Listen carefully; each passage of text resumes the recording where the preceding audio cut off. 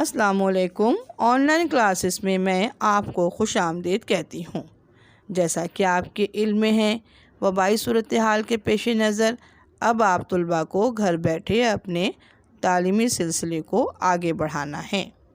माह नवंबर का first assessment आप दे चुके हैं और अब आपको माह दिसंबर के निसाब को ऑनलाइन पढ़ना है, उसकी तैयारी करनी है, क्योंकि सर्दियों की तातीलात के बाद फिर से इम्तिहान लिया जाएगा, एक असेसमेंट लिया जाएगा।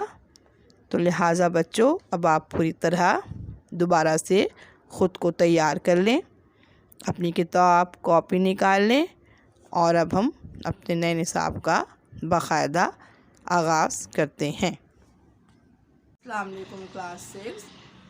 आज हम नए निसाब का आगाज़ करेंगे। निसाब में आपको क्लास 6 में दे चुकी हूँ। अब जो नया निसाब है माह दिसंबर का, उसमें सबसे पहले है नज़्म, ठीक है, और नज़्म है शफ़क़। शफ़क़ जो है आपके किताब के सफ़ा नंबर 94 पर, ठीक है, सफ़ा नंबर 94 पेज नंबर 94। शायर इसके इस्माइल मीठी हैं। तो अब मैं उसकी बुलंदख्वानी करती हूँ। नज़्म शफ़क़ की बुलंदख्वानी की जाती। शफ़क़ फूलने की भी देखो बहार, हवा में खिला है अजब लालजार।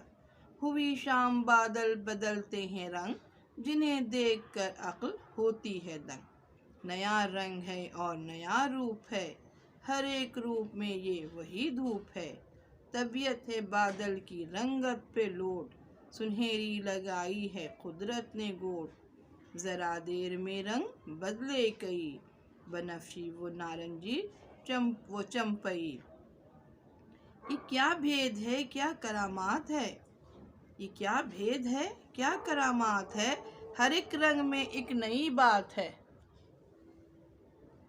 ये मगरिब में जो बादलों की है बाढ़, बने सोने चांदी के गोया पहाड़। ये मगरिब में जो बादलों की है बाढ़, बने सोने चांदी के गोया पहाड़।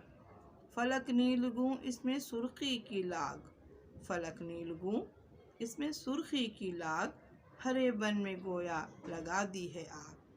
अब आसार ज़ाहिर हुए रात के, अब आसार ज़ाहिर हुए रात के पर्दे छटे लाल बानात के पर्दे छटे लाल बानात के। ये नज़्म सी शफ़क़, इसके शायर हैं इस्माइल मीठी। अच्छा, आपने भी नज़्म को जो है ख़ुद से रीड करना है।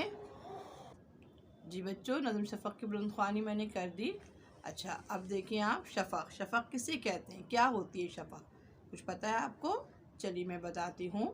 शफ़क़ सूरज तुलू होने से पहले और सूरज गुरूब होने से पहले आसमान पर फैलने वाली सुर्खी और लाली शफ़क़ कहलाती है, ठीक है। किसे कहते हैं शफ़क़? आपने अक्सर देखा होगा, जब सूरज गुरूब होने से पहले आसमान पे जो है सुर्ख रंग सा छा जाता है, हल्का हल्का सुर्ख रंग, उसे गुलाबी रंगत भी कहते हैं। उसमें कई और मुख्तलिफ दूसरे रंग भी शामिल होते हैं। कभी वो जो है वो आसमान में, क्योंकि सूरज जो है वो गुरूब हो रहा होता है, तो उसकी शुआएं जब बादलों पर पड़ती हैं, आसमान पर पड़ती हैं, तो बहुत ही खूबसूरत मंज़र पेश करती हैं और उस मंज़र को क्या कहते हैं? शफ़क़ कहते हैं। उस लाली को, उस सुर्खी को शफ़क़ कहा जाता है। मैंने शफ़क़ का लिख भी दिया है, आप इसको नोट डाउन कर लें, कॉपी पे लिख लें। सही, ये आपने करना है, इसको नोट डाउन करना है, ठीक है। अच्छा, अब हम इस नज़्म का जो है अल्फाज मायने तो मैं अगली क्लास में आपको कराऊंगी। आपने जो काम करना है, इसमें सबसे पहले आप नज़्म का टाइटल पेज बनाएंगे, सारे वर्क बनाएंगे। ये आपका होमवर्क है, आपने नज़्म शफ़क़ का टाइटल पेज बनाना है, सही। और इसके अलावा जो इसमें एक एक्टिविटी दी गई है, देखें किताब के सफ़ा नंबर 95 पर जो एक्टिविटी दी गई है, उसको आप कंप्यूटर पेज पे या जो वाइट कलर का कोई पेज अगर आपके पास प्लेन है, ड्राइंग पेज है, उस पर भी आप ये मंज़र जो शफ़क़ का मंज़र है उसको आप बना सकते हैं, ठीक है। देखिए इस नज़म को पढ़कर आपके जहन में क्या मंजर उभरता है, तस्वीर बनाइए और इसके बारे में एक पैराग्राफ लिखिए। ये जो मंजर भी आप बनाएंगे, ठीक है, जो भी आपको लग रहा है क्या मंजर, ज़ाहिर शफ़क़ का मंजर आ रहा है, या सूरज गुरूब होने से पहले के वक्त का मंजर है, या सूरज तुलू होने से पहले के वक्त का मंजर है, फजर के बाद, तो उस वक्त का जो भी मंजर है, जो समा है, उसको आप जो है अपने इस ड्राइंग पेज के ऊपर खूबसूरत सा जो है उसकी डायग्राम बनाइए, मंजर कशी कीजिए और फिर एक पैराग्राफ उसके बारे में लिखिए आप। सही, तो ये आपका होमवर्क है, ये आपको करना है और जो है और फिर वो पेज को, उस ड्राइंग पेज को आप कॉपी पर पेस्ट कर दोगे। सही, ये तो मैंने आपको होमवर्क बताया है। ठीक है, पहले आप जो है टाइटल पेज बनाओगे, तैयार होकर तबाह हुई थी कि उनका इंतकाल हो गया। अब मरकज़ी ख्याल की हेडिंग दीजिए। तो आइए हम इस जी, मरकज़ी ख्याल, नज़म नात का मरकज़ी ख्याल, मरकज़ी ख्याल लिखवा रही हूँ। हेडिंग दे दीजिए इसकी, लिख लीजिए अपनी कॉपी पर हेडिंग। अब आप जो है ठीक है, चलिए अब आगाज़ करते हैं मरकज़ी ख्याल का। नोट डाउन करें।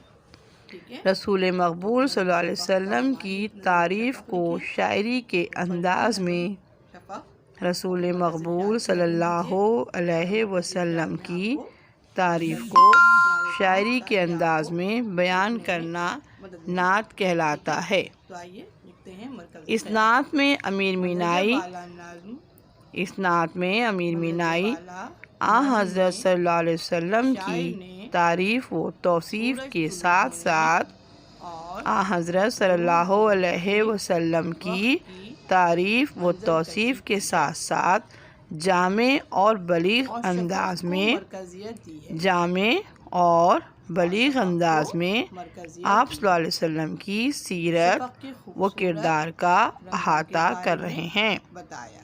आप सल्लल्लाहु अलैहि वसल्लम की सीरत व किरदार का अहाता कर रहे हैं। ये नात अमीर मीनाई की आप सल्लल्लाहु अलैहि वसल्लम से, ये नात अमीर मीनाई की आप सल्लल्लाहु अलैहि वसल्लम से अक़ीदत की अक्कासी करती है, जहाँ तक आपने काम किया अक़ीदत की अक्कासी करती है। मंदरज बाला नज़्म में, मंदरज बाला नज़्म में शायर ने नबी करीम सल्लल्लाहु अलैहि वसल्लम की, नबी करीम सल्लल्लाहु अलैहि वसल्लम की तारीफ़ व तौसीफ़ को मरकज़ियत देते हुए, तारीफ़ व तौसीफ़ को मरकज़ियत देते हुए बता रहे हैं कि नबी करीम सल्लल्लाहु अलैहि वसल्लम, नबी करीम सल्लल्लाहु अलैहि वसल्लम लोगों के सरदार हैं।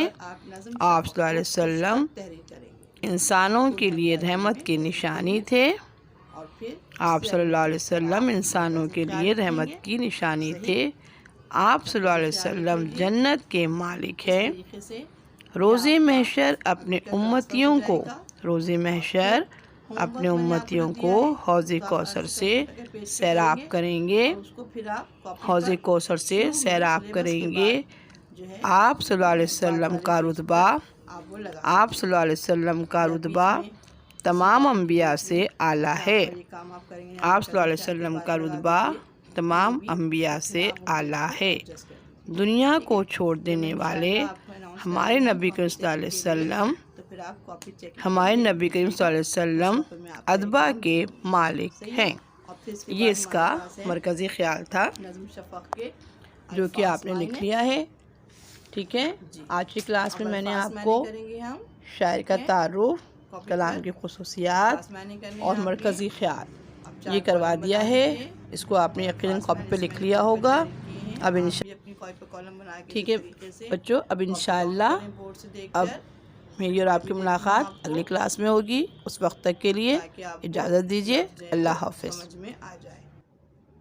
जी, पहला लफ्ज़ है लाला ज़ार, लाला ज़ार, और उसके मायने हैं सुर्ख फूलों का बाग, सुर्ख फूलों का बाग। लफ्ज़ नंबर 2 है दंग, दंग, दंग के क्या मायने हैं? हैरान, दंग के मायने हैं हैरान। तीसरा लफ्ज़ है भेद। भेद, और भेद के मायने हैं राज। भेद के मायने राज। चौथा करामात, और मायने हैं उसके मौजज़े। मौजज़े, चौथा लफ्ज़ बताया मैंने आपको करामात और उसके मायने मौजज़े। पांचवा लफ्ज़ है फलक, और फलक के मायने हैं आसमान। ठीक है, इस तरह ये आपके अल्फाज मायने हो गए। आज की क्लास में आपने अल्फाज मायने सीखे हैं, अल्फाज मायने किए हैं।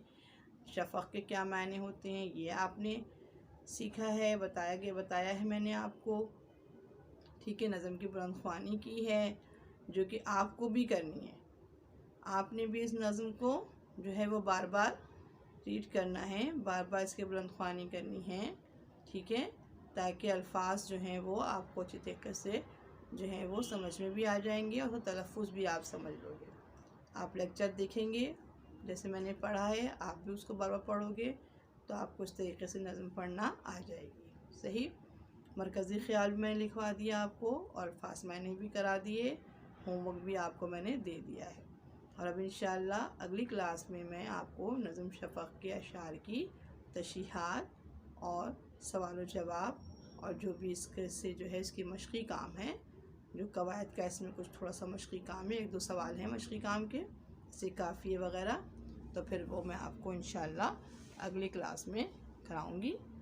उस वक्त तक के लिए इजाज़त दीजिए। अल्लाह हाफ़िज़।